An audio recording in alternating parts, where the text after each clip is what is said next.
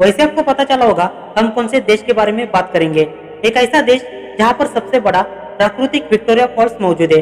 अक्सर लोग झरने को स्मोक द थंडर नाम से भी जानते हैं। दुनिया भर के पर्यटक अफ्रीका में सफारी का मजा लेने के लिए आते हैं। पैदल सफारी और शानदार सफारी का अनुभव आपको इसी देश में मिलेगा।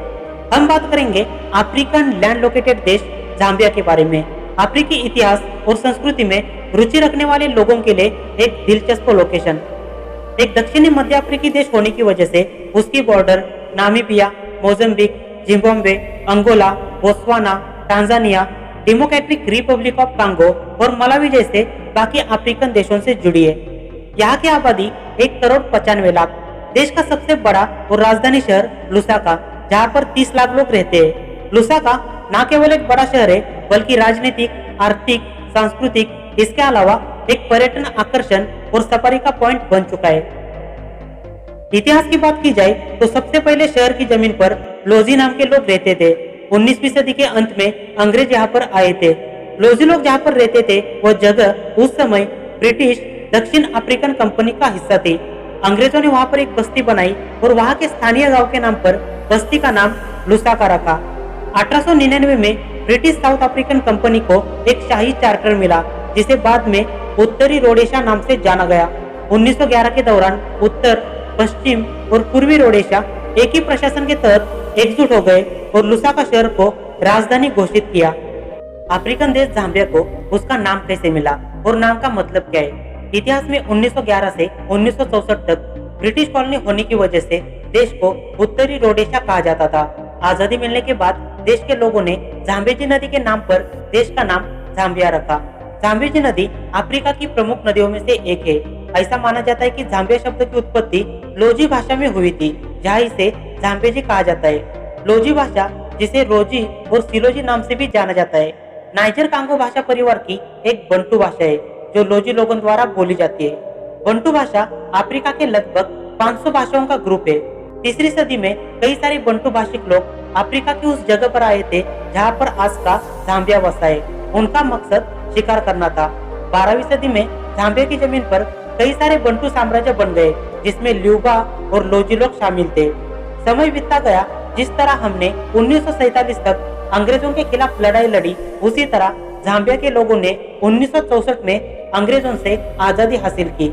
24 अक्टूबर 1964 को जब देश आजाद हुआ, उस समय कैनेट कोंडा यूनाइटेड नेशनल इंडिपेंडेंट पार्टी को संभालने वाले देश के पहले राष्ट्रपति बने। 2023 में जाम्बिया की आबादी 1,95,00,000 है। हजारों सालों से देश के अलग अलग हिस्से में बसे हुए लोगों की वजह से 70 से भी ज्यादा इथनिक ग्रुप बन गए। इनमें से बेम्बा, टोंगा, चेवा और लोजी सबसे बड़े इथनिक ग्रुप है।